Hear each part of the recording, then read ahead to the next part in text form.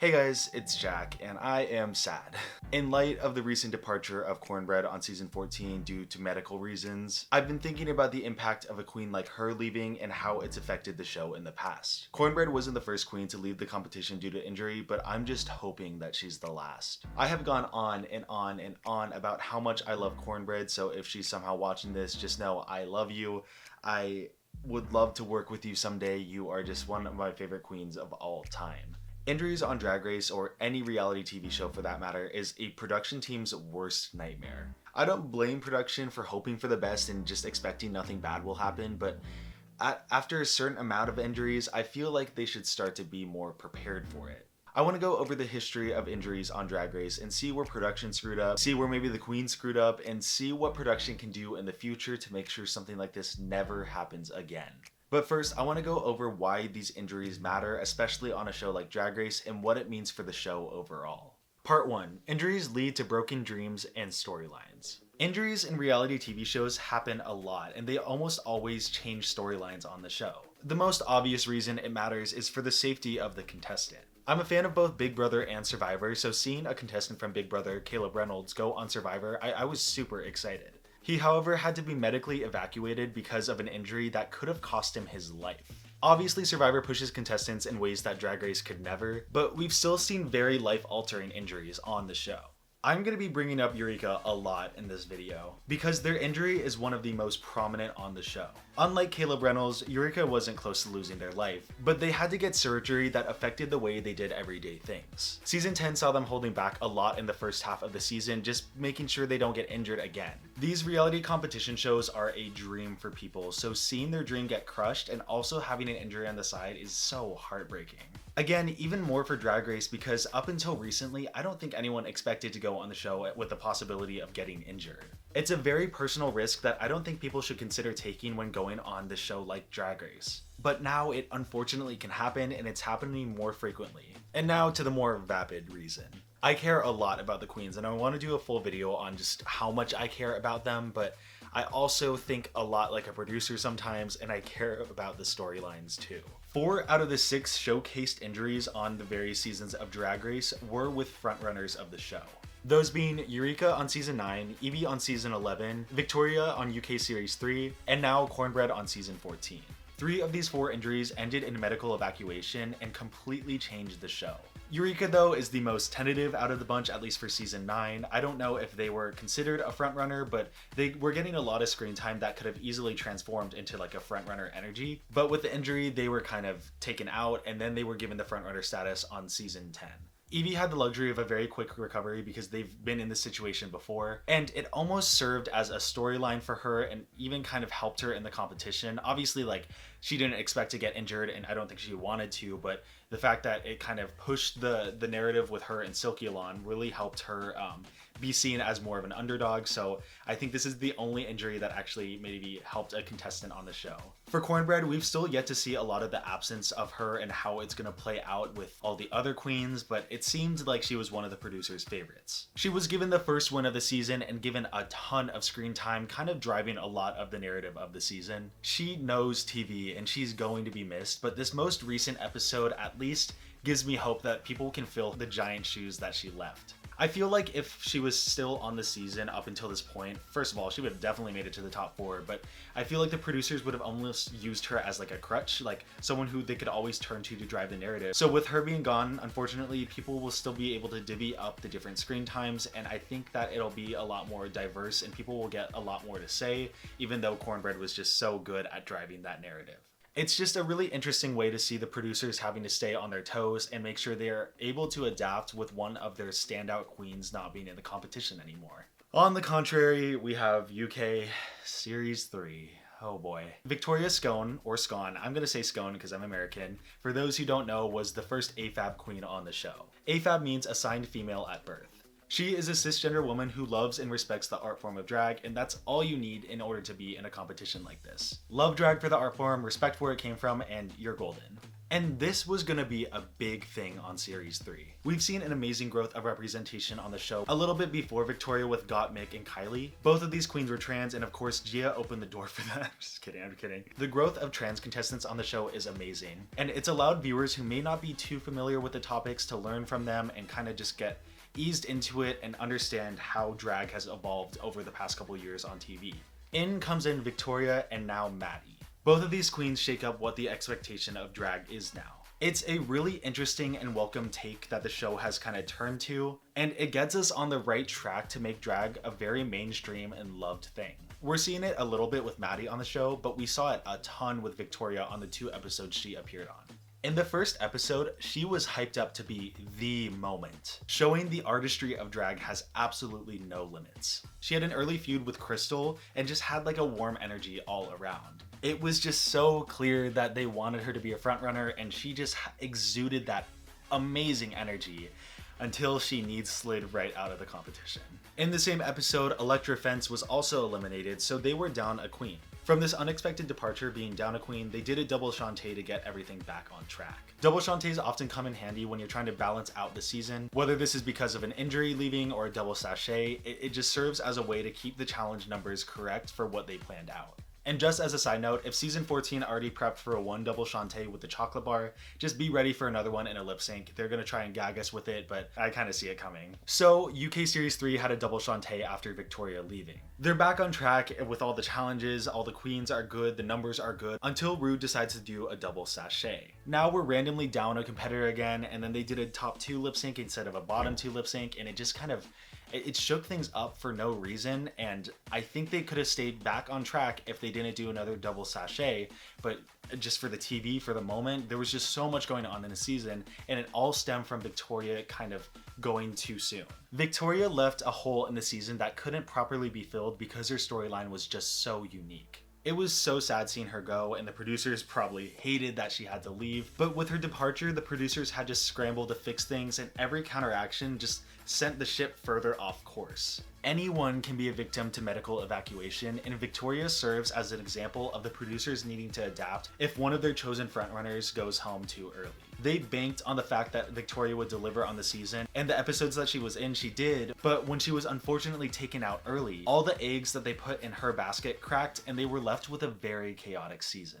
Part 2. Where has production messed up, and where have the queens messed up? A trend that seems to occur with every new era of the show is the need to go bigger. 2 eras of the show saw the show going bigger in more physically demanding ways, and almost every time it was left in a queen's injury. The first was the wrestling challenge back in season 4, where Willem and Madame LaQueer both suffered injuries. But unlike the other injuries on the show, both of them were able to stick it through. The most notorious example though is Eureka on season 9. They injured their knee and they were able to make it through one more challenge before being eliminated due to the requirements of the season being just a little too steep for an injury like that. They were given an open invite back to season 10, something that I hope is extended to both Cornbread and Victoria. It's bad to say, but Eureka's elimination was really iconic. It's a type of shocking moment that was so organic. People were quick to come to their support and happy they were given a second chance. But that's where the issue comes in. I'm so happy queens are given a second chance, especially when they're forced out of the competition kind of unfairly, because just because you have a bad knee doesn't mean that you can't be America's Next Drag Superstar. However, the way Eureka's elimination was received has allowed producers to kind of continue this trend. If a queen gets injured, it's okay. They'll either heal and continue the competition, or they'll just go home and then we can invite them back next season. And if they're invited back, we then have a free storyline. It's really a win-win. Obviously, if a doctor says they shouldn't keep competing, they really shouldn't. But Eureka's well-received elimination has given them the leeway to eliminate other injured queens if they just don't want to accommodate for them. Or the more prominent issue, if they want to keep doing these more intense challenges. So why was Eureka injured? They participated in probably the worst challenge ever created on Drag Race next to the wrestling one, that being a cheerleading challenge. The switch to VH1 allowed them to go even bigger than something like the wrestling challenge because they had this gigantic set and cheerleaders and all this stuff just to make it look so big. The result left multiple people injured and a very unmemorable or meh moment of TV. This is a big thing, but artists go on Drag Race to be America's Next Drag Superstar, not to be America's Next Drag Cheerleading Legend. Production went bigger, it ended in disaster and kind of a backlash from the community. If I were on the team, I'd go back to the drawing board and come up with a new type of challenge that is also bigger or just kind of shows how much Drag Race has expanded out, but maybe not so physically demanding. Oh, and great, on season 10, they had a DragCon panel challenge, something that all the queens can relate to and brands DragCon itself. It's so smart, a positive feedback loop, and it's just one of the best challenges they've done, and they're back to bullshit in season 11. The Olympics challenge on season 11 is very, very weird. On paper, yes, a lot of the queens can do what's asked for out of the challenge, but just because they aren't lifting and throwing doesn't mean that it's still very physically demanding. There's a big emphasis on kind of outperforming other people by doing all these tricks, and that's where it led to the next injury. Evie, though injury prone due to her condition, was still put into the situation due to the terms of the challenge. Now, before you say, Jack, it's the queen's choice to push themselves that hard. If they didn't want to do it, then they didn't need to push themselves. It's kind of the challenge's fault. The issue is the queens that didn't push themselves were criticized for it. So there's just kind of this pressure on the queens to continue to kind of go bigger and kind of put their safety in jeopardy just to make sure they're safe in a challenge. The stakes were just too high for the queens to play it safe, so Evie pushed herself and ended in an ankle injury. Unlike Eureka though, Evie was able to stick it out and continue in the competition, letting her ankle heal, and the production finally accommodated in some way with that, allowing her to like sit in the next challenge, just stuff like that. It also seems like production is slowly starting to weed out the more intensive challenges, because they aren't very well received by the fans, and if the fans aren't loving it, why should they take that risk, you know? I don't really understand what makes them want to push the queens like this. It's not really good branding to see the queens do things out of their comfort zone that's not pertaining to drag. Like, if you want to push a queen to change up her makeup or like change her style, show off a little more body, that's cool. But pushing them to wrestle or be cheerleaders just for like a TV moment, that makes no sense because everyone is kind of uncomfortable. I don't want to blame production for absolutely everything involving injury though. I think yes, putting the queens in very intensive challenges kind of sets them in this mindset that they need to keep pushing. But other times queens kind of choose to do crazy things, and that's what leads to injury. Victoria's knee was ultimately a problem that she had and that she put herself in. Yes, the lip sync was a twist that production set up, but there was no choreography that kind of made her do the knee slide. It was iconic, but it just seemed like she miscalculated. Cornbread kind of pushed herself in a way that wasn't required by the challenge, and it ended in injury as well. Both of these injuries, while tragic, shouldn't be a fault to production. All the fault of production when it comes to these two queens is just putting too many eggs in a basket. Injuries on Drag Race come down to a grueling balance of wanting to push yourself, appease the judges, and also not hurt yourself too much. It's a real case-by-case thing. The cheerleading challenge forced the queens to push themselves, while Cornbread pushed herself willingly.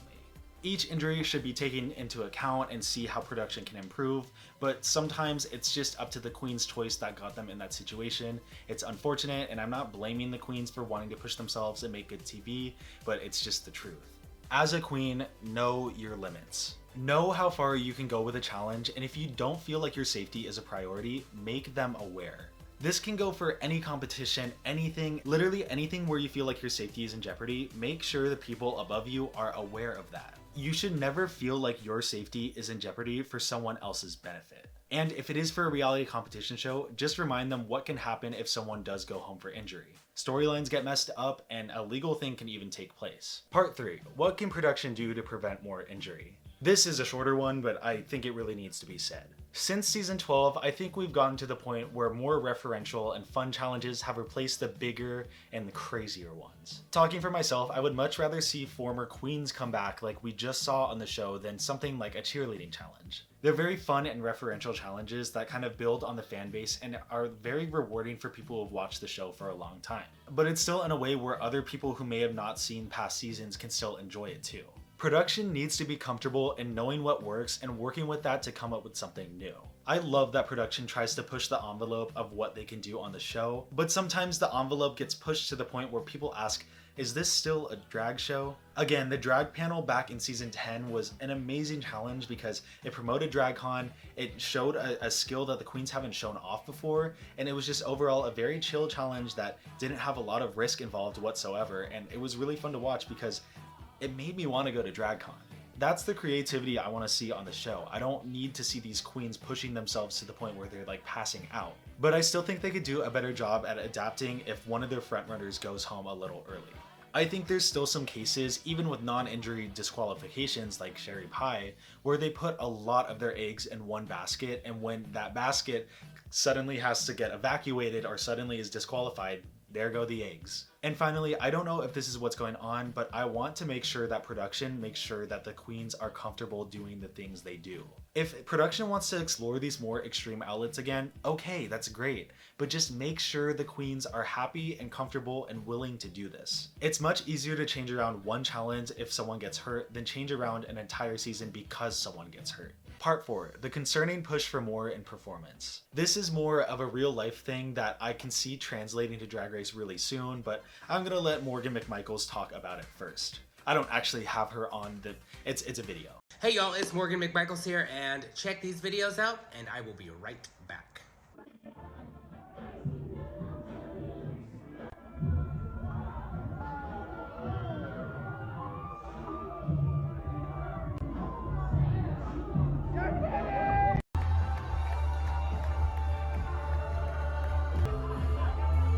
I began to pass out. Then my head hit the wall. Boom.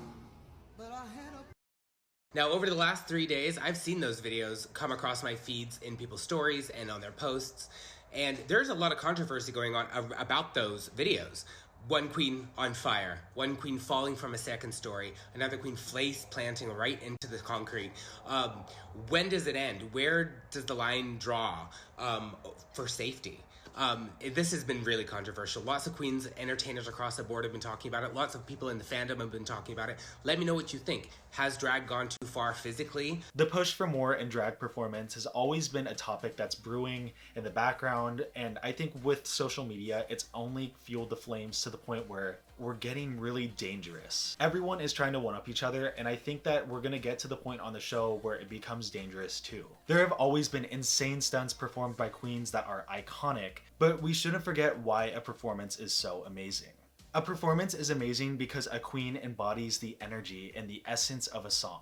I can be just as entertained by a ballad as I can be by a performance with a bunch of splits and dips and all this stuff because of the energy and the way a queen presents the lip sync. I know I just talked about this a lot in my reveal video, but it still really applies here. To me, there are 3 parties involved in the constant push for more. The first is obviously the queens who want to do this. It probably derives from a sense of thrill, the needing to one-up other people, and the need to showcase their abilities. It's really tough because I don't think anyone should jeopardize their safety for an iconic moment, but they're still making their own choices and I don't want to kind of hinder that. But even though I know the queens make the choices, as a psych major, I know the choice isn't just their own.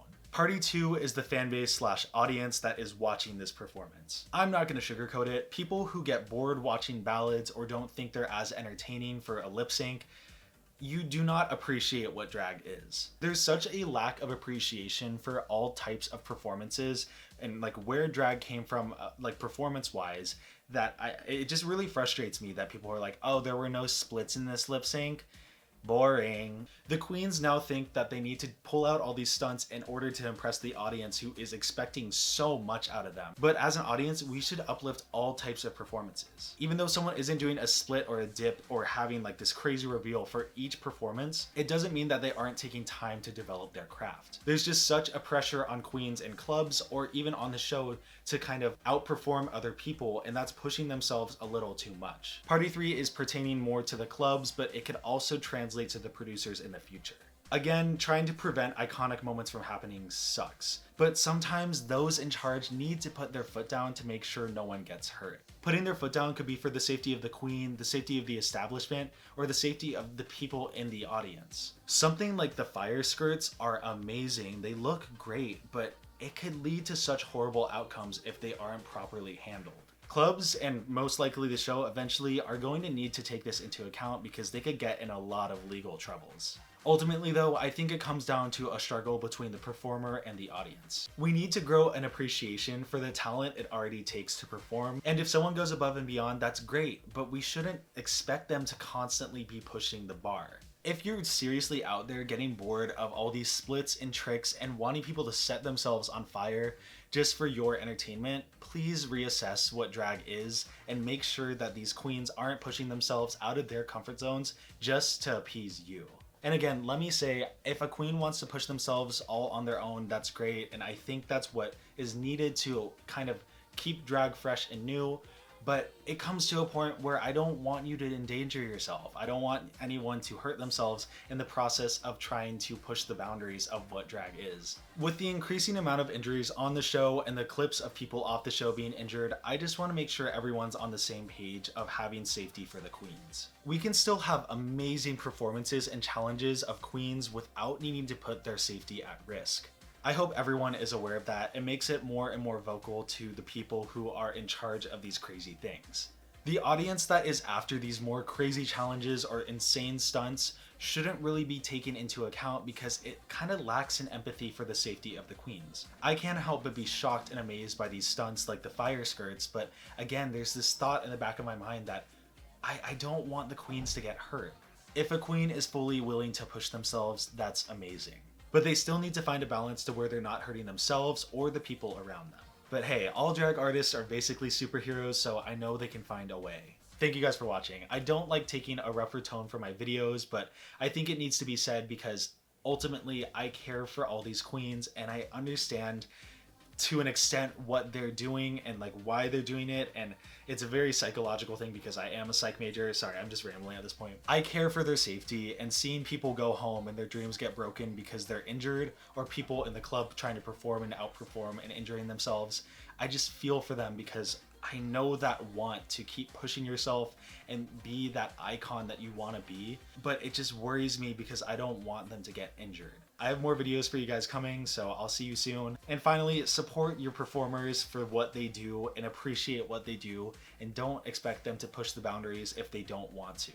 Two of my patrons have something they want to say about the injury that took place in season 9. Ian says that they didn't watch it live, but did do a watch through of all the seasons with very few spoilers. With the injuries, it didn't feel like Eureka was eliminated as much as her time had been postponed. Although Eureka was the first dismissed due to injury and was also the first to return after recovering, we had seen Cynthia Lee Fontaine come back in part due to her cancer diagnosis. So Cynthia kind of served as a precedent for the queens who returned. So basically I was down for Eureka to come back and would have been confused otherwise. When it comes to other contestants, I think everyone who has to leave for medical reasons should be given a spot in a future season. In part because I think it would be unfair to not allow them the opportunity to come back, but also I think not having the expectation in place would encourage contestants to hide their injuries if they thought they couldn't return. Drag Race is a huge opportunity, and any screen time a queen misses out on probably translates to monetary loss. Something that I want to add really quick is that if they're injured, they also kind of don't get to perform outside of the show too because they are injured, so that's a lot of monetary loss outside of the show as well. And for the second patron opinion, Alvaro has to say, I was watching it at a party with my friends when it happened. Two friends and I asked if we could watch the episode live because we wanted to avoid spoilers. Sadly, the straights went to buy alcohol, so I couldn't see them react to it. I remember that we thought they were going to get called out for pretending to be hurt or something like that, since it was the first injury on the show and we weren't really expecting it. We were shocked when it happened. And even though we didn't enjoy Eureka, we were a bit sad to see since it was not the way we wanted their journey to end on Drag Race. I expected Eureka to come back since they said it on the show, and although I wasn't happy to see them come back because I wasn't really a fan, I think it's what they deserved and it was a fair decision. I did get to appreciate their talent on season 10 though. I think all contestants deserve another chance if they got injured by accident or while performing. I don't know if it's true, but I read that Cornbread was injured previous to the show and it only got worse while competing, and I also still think that counts, since the producers or casting should have checked on her properly. I wonder if Jujubee got injured every time. Thank you guys so much for these opinions. They're honestly really insightful, and I'm really glad that I could get more opinions for the videos just to make sure I'm not going crazy. Thank you so much to my tier 1 patrons. Thank you so much to my tier 2 patrons, Andrew, Danielle, Darius, Emiliano, Jared, Jordan, Mark, and Sarah. And thank you so much to my tier 3 patrons, Alvaro, Ian, JD, Ketzel, Nancy, and Sim. I got 2 new videos coming out pretty soon, and they're kind of different to deep dive, so I'm really excited for you guys to see them. It's gonna be a lot sooner than you think, so see you soon.